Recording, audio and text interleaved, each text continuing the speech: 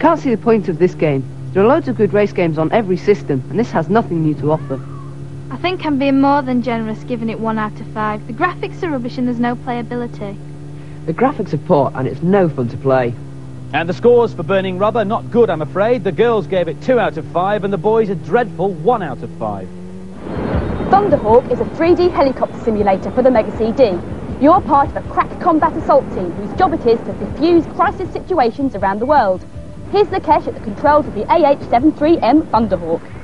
This game has been around in the Amiga for a couple of years now, and it's been revamped and restyled for the Mega CD, and it looks better than ever. The aim in this level is to destroy all the pirates in the South China Seas.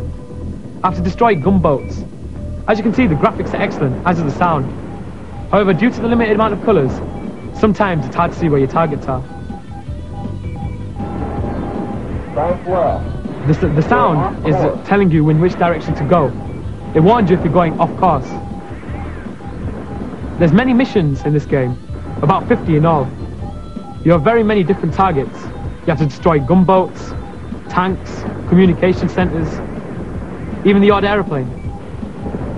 It's fast, it's playable. It's the best game yet for the Mega CD. Unmissable. I love the music, and the graphics are fantastic. It's worth getting a Mega CD for.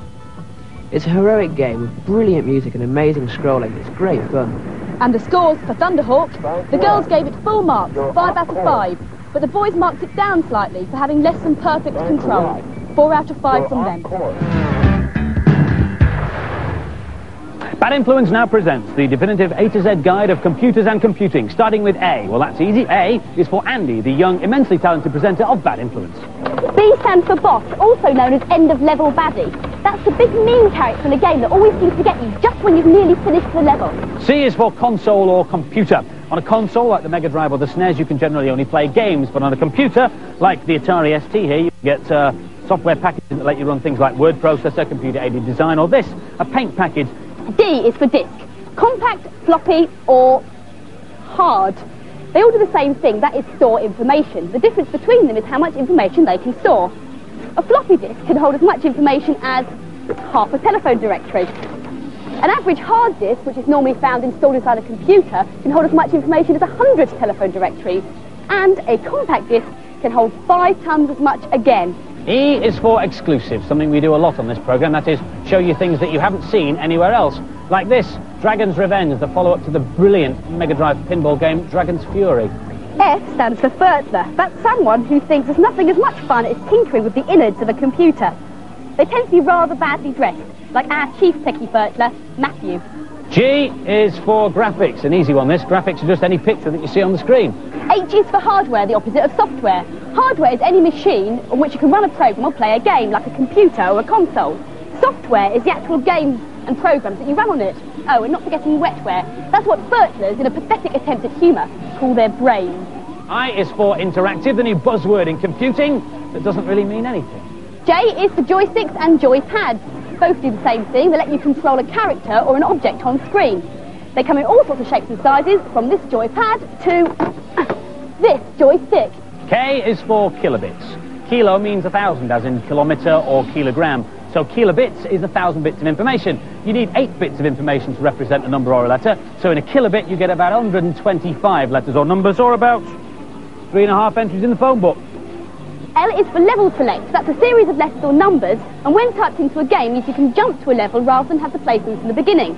So here on Megalomania, I've got C, P, F, D, G, L, L, T, U, M, A, and that'll take me to the mother of all battles. M is for motherboard, a bit of kit that looks like this. It's what we play early versions of games on, because they don't come to us in cartridges, they come on these chips. We plug the chips into the board, and we plug the board straight into the console. Now I'm having to use an adapter here, because we get the games so early sometimes that they're not even compatible with UK systems. This one, Clay Fight, is from Japan. N is for Namrud, a sad techie Fertler. O is for obsolete. Sadly, in the world of computing, no sooner have you unpacked your Mega Hyper Cheetah entertainment drive system than they release another one for twice the price. P is for PC, which literally stands for personal computer. It originally referred to a specific machine, which was made by the American computer company IBM. Q is for QWERTY, the name given to the standard keyboard layouts that comes with every home computer. So the keyboard layout has been taken directly from typewriter keyboards and was designed this way so that the most popular letters wouldn't be near each other, because early typewriters were prone to jamming. R is for reality, virtual or otherwise. Virtual reality is a name given to a new kind of game system in which you feel as if you're immersed in a whole new environment. S is for sprite, which is the technical name for a block of points that move on the screen together as one, like Sonic or Luigi here. T is for techie talk. That's when the diphthong ophthalmic paracetamol flanger doesn't interface with the turboclystron gyro. U is for user-friendly, which roughly translated means quite difficult to use, as opposed to non-user-friendly, which means totally impossible to use. V is for vaporware. That's something that's promised by a manufacturer but never quite materialises. Like the Action Game Master, which is a SNES, a NES, a Master System, a Mega Drive, and it's portable, and I'm a monkey's uncle.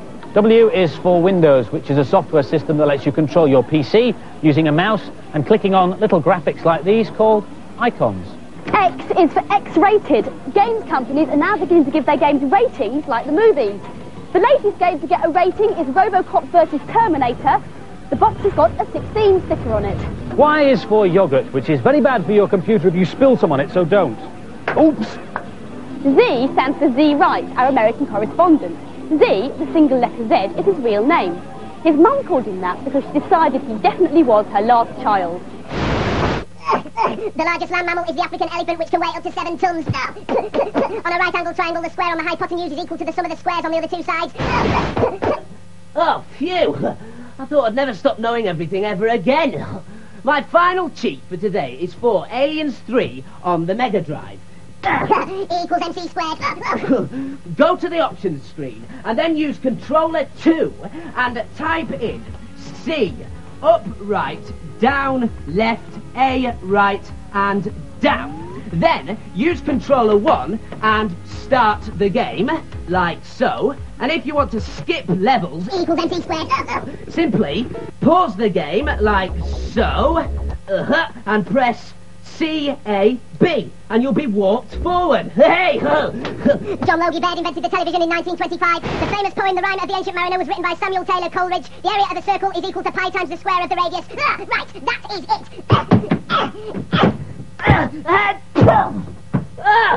It's out! I've done it! What a relief! Andy, Violet, would you like a go on my computer?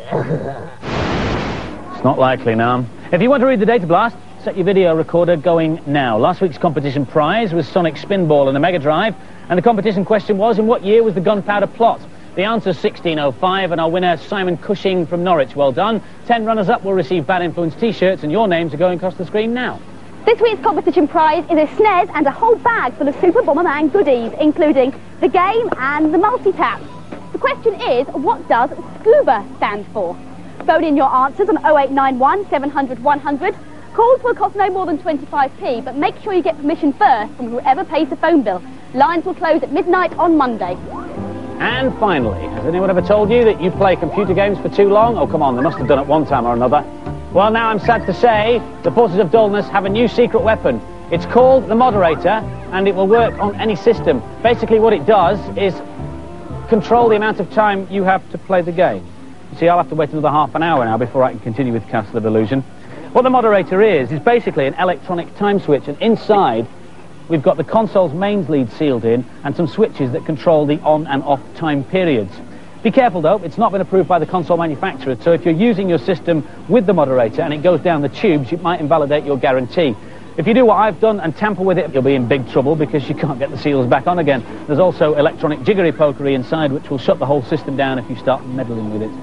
It seems a shame that parents who buy this can't trust their offspring to stop playing games when it's time to do their homework or when they've had enough. And the thing doesn't even tell you when it's about to shut the power off, so you can't save your game. I bet it won't be top of your Santa list, but there are some parents, I'm sure, who will shell out $49.99 when the thing is released later this month. Nice and dry, Andy. Oh, what? No! Bye. Bye.